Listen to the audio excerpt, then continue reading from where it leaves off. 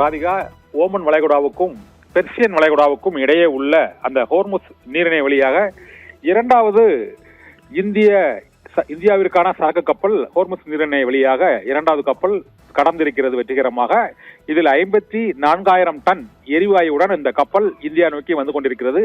ஏற்கனவே ஹோர்முஸ் நீரிணை வழியாக சென்லாங் சுயிஸ் மேக்ஸ் என்ற லைபீரிய கப்பல் நேற்று முன்தினம் இந்தியாவிற்கு வருகை புரிந்தது. அதை தொடர்ந்து மேலும் 2 கப்பல்கள் இந்தியாவுக்கு வருகை புரிந்திருக்கின்றன. இப்போது இரண்டாவது கப்பலாக ஹோர்முஸ் நீரிணை வழியாக 54,000 டன் எரிவாயுடன், இதனால் இந்தியாவுக்கான இந்த சிலிண்டர் தேவையில் மிக முக்கியமான பங்கை இந்த 54,000 டன் எரிவாயுடன் வரக்கூடிய இந்த கப்பல் வழங்கும் என எதிர்பார்க்கப்படுகிறது. ஹோர்முஸ் நீரிணையை இரண்டாவது முறையாக கடந்திருக்கும் இந்த கப்பலானது ஏற்கனவே ஈரானுக்கான இந்திய தூதர் ஹோர்முஸ் நீரிணை வழியாக இந்திய கப்பல் வருவதற்கு சில சிறப்பு அனுமதி அளித்திருக்கிறோம் என்று அவர் தெரிவித்திருந்தார். அதன்படி ஏற்கனவே சென்லாங் கப்பல் வந்திருந்தது. இப்போது இரண்டாவதாக 54,000 டன் எரிவாயுடன் இந்த எரிவாயு கப்பலும் வருவதால் நாடு முழுவதும் ஏற்பட்டுள்ள சிலிண்டர் தட்டுப்பாடு ஓரளவு நீங்கும் என எதிர்பார்க்கப்படுகிறது. இப்போது பெட்ரோல் டீசல் பெரிய அளவில் தட்டுப்பாடு இல்லை, ஆனால் சிலிண்டர் தட்டுப்பாடுகள் உணவு நிறுவனங்கள், தொழில் நிறுவனங்களுக்கான தட்டுப்பாடு இருக்கிறது.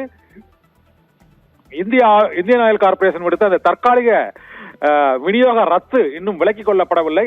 இந்த சூழ்நிலையில் இரண்டாவதாக இந்த கப்பல் வருகிறது. இது தவிர ரஷ்யாவில் இருந்து ஒரு 60 மில்லியன் பேரல் கச்சா எண்ணெயுடன் மற்றொரு கப்பலும் இன்றோ அல்லது நாளையோ இந்தியாவை வந்தடையும் என எதிர்பார்க்கப்படுகிறது. இவ்வாறு தொடர்ந்து ஹோர்முஸ் நீரிணை மட்டுமன்றி மற்ற நாடுகளிலும் இருந்தும் பெருமளவு கச்சா எண்ணெய் மற்றும் எரிவாயு சரக்கு கப்பல்கள் இந்தியாவை நோக்கி வந்து கொண்டிருப்பதால் அடுத்த ஓரிரு தினங்களில் நாடு முழுவதும் ஏற்பட்டுள்ள இந்த சிலிண்டர் தட்டுப்பாடு மற்றும் தொழில் வணிக நிறுவனங்களுக்கான அந்த சிலிண்டர் விநியோகத்தில் ஏற்பட்டுள்ள சில குறைபாடுகள், கட்டுப்பாடுகள் நீக்கப்படும் என எதிர்பார்க்கப்படுகிறது. இப்போது தற்காலிக தடை தொழில் வணிக நிறுவனங்களுக்கு இந்தியன் ஆயில் கார்பரேஷன் விடுத்திருக்கிறது. அந்த தடையும் விரைவில் நீக்கப்படும் என்றும் எதிர்பார்க்கப்படுகிறது. இதனால் ஈரான் மற்றும் இஸ்ரேல் போரினால் இந்தியாவில் ஏற்பட்டுள்ள எரிவாயு மற்றும் பெட்ரோல் டீசல் தட்டுப்பாடு ஆகிய மூன்றுமே இன்னும் ஓரிரு வாரங்களில் முழுமையாக நீங்கும் என எதிர்பார்க்கப்படுகிறது. ராதிகா.